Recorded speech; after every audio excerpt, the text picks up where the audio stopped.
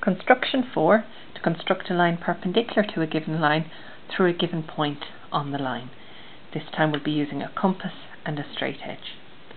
Take our compass, put the point on K, the given line on the given point on our line, and draw an arc through either side of the line.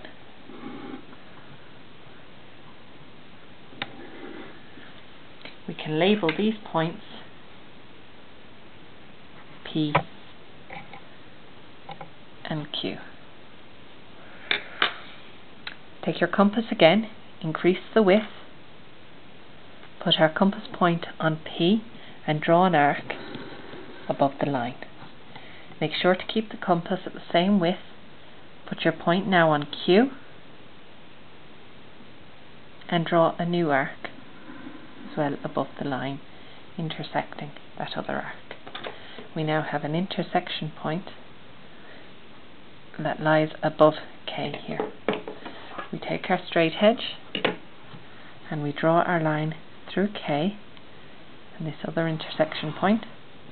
We now have a perpendicular line through K and perpendicular to this line PQ.